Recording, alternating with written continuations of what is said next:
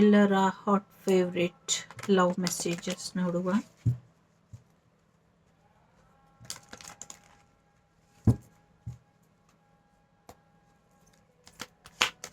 ನನಗೆ ವಾಟ್ಸಪ್ ಮಾಡೋದೇ love message ಮಾಡಿ ಅಂತ. ಸೊ ತುಂಬ ಆಶ್ಚರ್ಯ. I wonder if you are happy without me. I lost myself for little while ಅಂತ ಹೇಳ್ತಾ ಇದ್ದಾರೆ. I wish I could take back my word ಅಂತ ಇದೆ words. I know I crossed the line with you. So ಕನ್ನಡದಲ್ಲಿ ಹೇಳಿ ಅನ್ನೋರಿಗೆ ಖಂಡಿತವಾಗ್ಲೂ ಹೇಳ್ತೀನಿ. Songs remind me. So yes, ಅವರಿಲ್ದಿರ ನೀವು ಹೇಗೆ ಜೀವನದಲ್ಲಿ ಸುಖವಾಗಿ ಸಂತೋಷವಾಗಿದ್ದೀರಾ, ಅದು ಅವರಿಗೆ ಆಶ್ಚರ್ಯ ತರಿಸ್ತಾ ಇದೆಯಂತೆ. ಸೊ ನಿಮ್ಮ ಜೊತೆ ಇದ್ದರೆ ಅವ್ರನ್ನೇ ಅವರು ಕಳ್ಕೊಂಬಿಡ್ತಾರಂತೆ. ಅವರು ತಪ್ಪಾಗಿ ಮಾತಾಡಿದ್ದಾರೆ, ಆ ಮಾತನ್ನ ನಾನು ವಾಪಸ್ ತಗೊಳ್ಬೇಕಾಗಿತ್ತು ಅಂತ ಹೇಳ್ತಿದ್ದಾರೆ.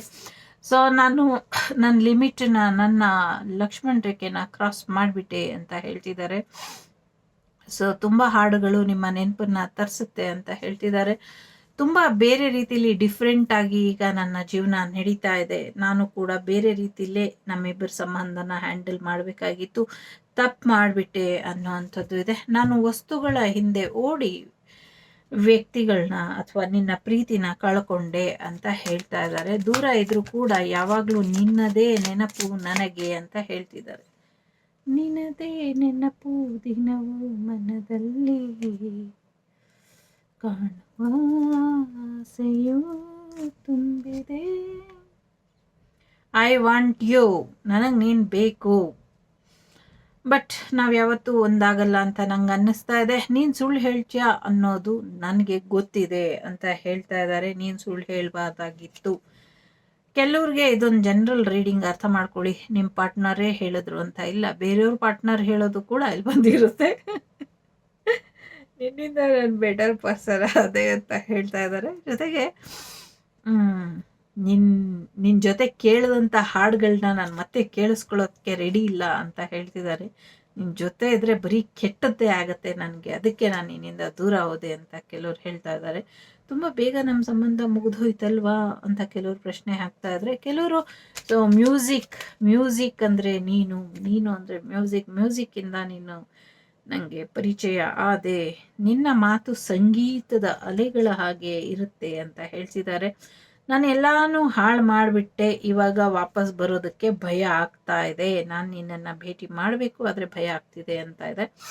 ಜೊತೆಗೆ ಒಂದಲ್ಲ ಒಂದು ರೀತಿಲಿ ಸತ್ಯ ಗೊತ್ತಾಗಿ ನನಗೆ ತೊಂದರೆ ಆಗ್ತಿದೆ. ಆ ಸತ್ಯನ ತಿಳ್ಕೊಂಡು ನನಗೆ ತಡ್ಕೊಳಕ್ಕಾಗ್ತಾ ಇಲ್ಲ ಅಂತ ಹೇಳ್ತಾ ಇದ್ದಾರೆ. ನಿನ್ನಿಂದ ಸಾಕಷ್ಟು ಪಡ್ಕೊಂಡಿದ್ದೀನಿ, ಬದಲಾಗಿದ್ದೀನಿ ಅಂತ ಹೇಳ್ತಾ ಇದ್ದಾರೆ. ಎಲ್ಲ ರೀತಿಯ ಡೀಟೇಲ್ ಆಗಿ ನೆನಪು ಮಾಡ್ಕೊಳ್ತಾ ಇದ್ದೀನಿ ಅವತ್ತೇನಾಯಿತು ಅಂತ ಹೇಳ್ತಿದ್ದಾರೆ. So I hope you can forgive me one day.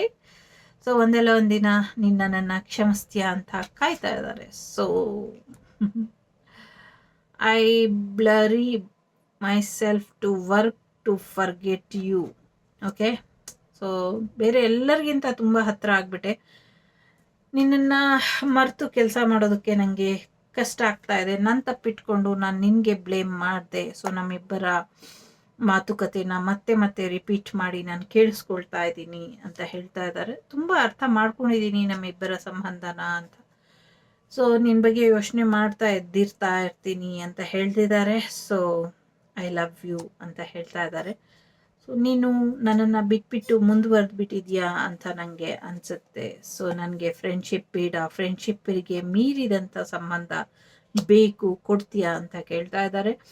ಜೊತೆಗೆ ಸೊ ಒಬ್ಬರನ್ನೊಬ್ರು ಬಿಟ್ಬಿಟ್ರೆ ಬೆಟರ್ ಇದೆ ಅನ್ನುವಂಥದ್ದು ಕೂಡ ಅವರು ಹೇಳ್ತಾ ಇದ್ದಾರೆ. ಸೊ ಒಂದ್ಸತಿ ಫೀಲ್ ಕೊಟ್ಟಲ್ಲ, ಅದೇ ಫೀಲ್ ನನಗೆ ಬೇಕು, ಮತ್ತೆ ನೀನು ಕೊಡಲಿಕ್ಕೆ ರೆಡಿ ಇದೆಯಾ ಅಂತ ಕೂಡ ಕೇಳ್ತಿದ್ದಾರೆ. ಸೊ ನಿಮ್ಮ ಜೀವನ ನಿಮ್ಮ ಇಷ್ಟ. So I wish I could share my good news with you ಅಂತ ಇದೆ. ಅವ್ರ ಜೀವನದಲ್ಲಿ ಏನೋ ತುಂಬ ಚೆನ್ನಾಗಿ ನಡೀತಾ ಇದೆ, ಅದನ್ನು ನಿನ್ನ ಜೊತೆ ಶೇರ್ ಮಾಡಬೇಕು ಅಂತ ಅವರು ಅಂದ್ಕೊಳ್ತಿದ್ದಾರೆ. ಬಟ್ ಅವ್ರಿಗೆ ಆಗ್ತಾ ಇಲ್ಲ. ನೀವು ಅವ್ರನ್ನ ಬಿಟ್ಬಿಡ್ತೀರಾ ಅಂತ ಅಂದ್ಕೊಂಡು ಅವರೇ ನಿಮ್ಮನ್ನು ಬಿಟ್ಬಿಟ್ಟಿದ್ದಾರೆ. ಸೊ ಒಳ್ಳೇದಾಗಲಿ ಅಂತ ಹಾರೈಸೋಣ. ನಿಮ್ಮ ಜೀವನ ಅವ್ರ ಜೀವನ, ಅವ್ರವ್ರ ಇಷ್ಟ. Okay, take care.